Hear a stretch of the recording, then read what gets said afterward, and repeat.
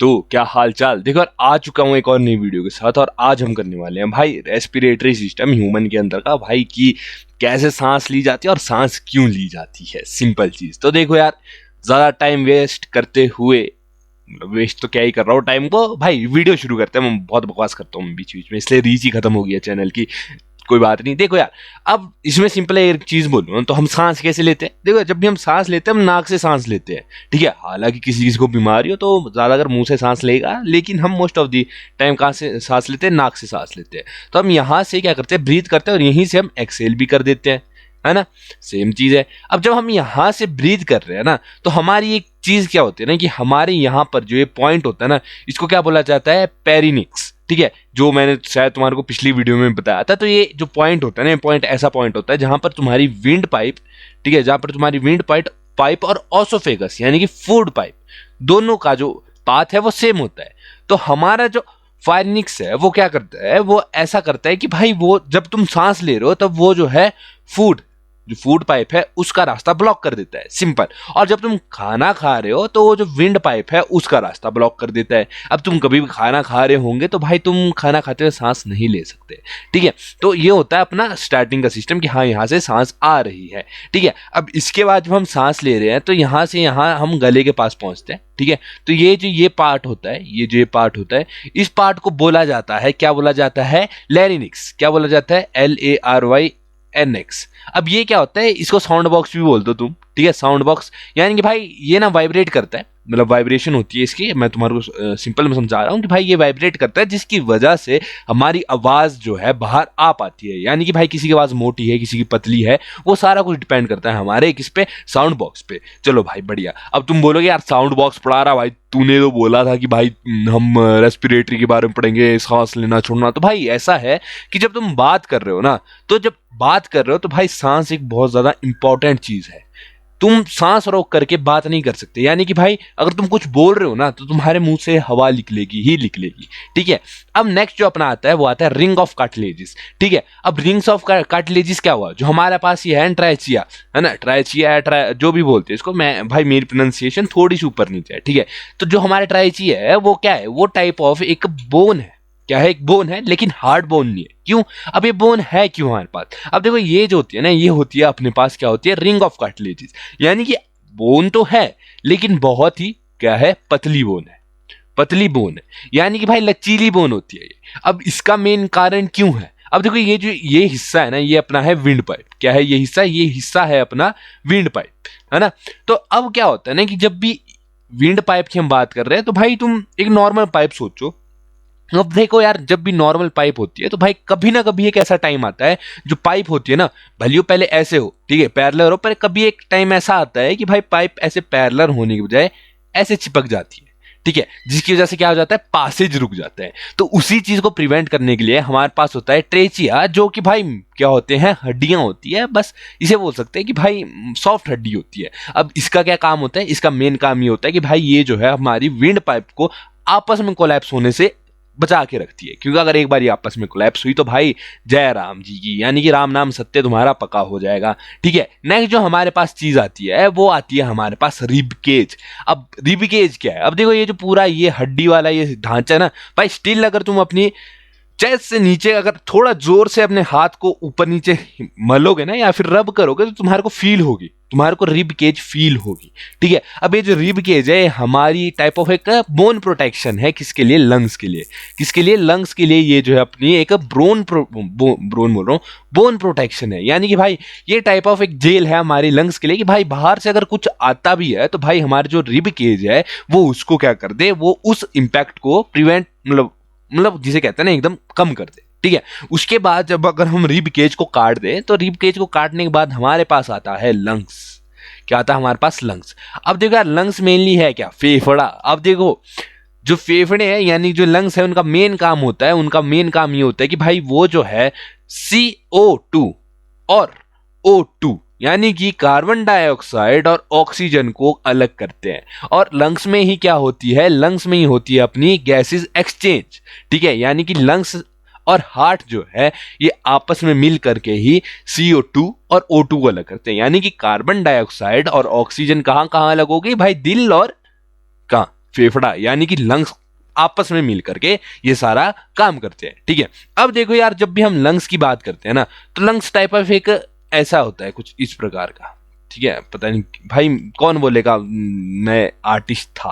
ठीक है, कुछ इस प्रकार का जो होता है अपना लंग्स होता है। ठीक है, अब इसमें क्या होता है ना कि हमारे, मैंने जो अभी तुम्हारे को क्या बताया, मैंने अभी तुम्हारे को बताया ट्राइचिया है, यानी कि भाई जो अपनी बोन्स की कार्टिलेजेस है, यानी कि रिंग्स ऑफ कार्टिलेज। अब इसमें क्या सिस्टम होता है ना कि ये यहाँ तक तो देखो, यहाँ तक तो ऐसे आ रही है, लेकिन जब ये हमारे लंग्स के अंदर जाएंगे ना, तो स्टिल ये अभी भी क्या है, रिंग ऑफ कार्टिलेजेस, यानी कि अभी भी ये पतली पतली बोन्स होती है, यानी कि यहाँ तक ये बोन्स है। लेकिन कुछ टाइम बाद जब ये आगे रूट्स की तरह बढ़ जाती है ना, तो कुछ टाइम बाद ये जो है बोन्स खत्म हो जाती है, यानी कि ये बोन्स कुछ लेंथ तक की होती है हमारे लंग्स के अंदर।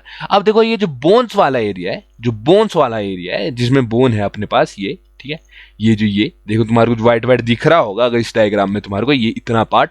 ठीक है, ये जो पार्ट है, इस पार्ट को क्या बोला जाता है? ठीक है, इस पार्ट को मेनली बोला जाता है ब्रोंकस। क्या बोला जाता है? ब्रोंकस। ठीक है, ब्रोंकी इसको बोला जाता है। देखो ब्रोंकस इसको मेनली बोला जाता है कि हाँ भाई ब्रोंकस है। ब्रोंकी इसका देखो सिंगुलर प्लूरल वाला सीन है कि भाई सिंगुलर क्या है, प्लूरल क्या है। तो वही चीज है कि भाई ब्रोंकस अगर सिंगुलर हो गया तो ब्रोंकी अगर सिंगुलर हो गया तो ब्रोंकस क्या होगा, प्लूरल हो गया, यानी कि भाई समझ जाओ। ठीक है, अब इसके बाद अपना क्या आता है ना कि जो अपना क्या होता है, जो अपना ये जो जिसमें बोन नहीं होता है, ठीक है, जिसमें बोन नहीं होता है उसको क्या बोला जाता है? उसको बोला जाता है ब्रोंकियाली। ठीक है, ब्रोंकियालिसिस भी बोल सकते हैं, ब्रोंकियालिस। अब इसका क्या सिस्टम होता है ब्रोंकियालिस का कि भाई ब्रोंकियालिस जो है हमारी टाइप ऑफ एक, जिसे बोलते हैं ना टिश्यू ही मान लो तुम, टाइप ऑफ टिश्यू या जो भाई इन्फ्लेट करता है और भाई क्या होता है, सिकुड़ता है फैलता है, सिकुड़ता है फैलता है, कॉन्ट्रैक्ट करता है इन्फ्लेट करता है, कॉन्ट्रैक्ट करता है इन्फ्लेट करता है। तो ये जो है ये सबसे मेन है अपनी किस चीज के लिए, ये जो चीज है ये सबसे मेन चीज है अपनी गैस एक्सचेंजेस के लिए। ठीक है, एक्सचेंजेस के लिए ये जो है सबसे मेन चीज है क्या, ब्रोंकियालिसिस। इसका क्या सिस्टम है कि भाई इसमें जो है मेनली गैस एक्सचेंज होती है, यानी कि भाई जो अपना सिस्टम होता है ना अलग अलग करने का, वो सिस्टम इसमें ही होता है कि भाई CO2 अलग, O2 अलग। ठीक है, तो वो सारी चीज के लिए जो अपना रिस्पॉन्सिबल थिंग है वो ये है। ठीक है, चलो भाई बहुत बढ़िया। अब इसके बाद अपने पास क्या है? इसके बाद अपने पास आता है, देखो इसके बाद अपने पास आता है डायाफ्राम। अब डायाफ्राम क्या है? अब देखो यार डायाफ्राम ना टाइप ऑफ एक गुब्बारा टाइप है, तुम ये चीज मान लो।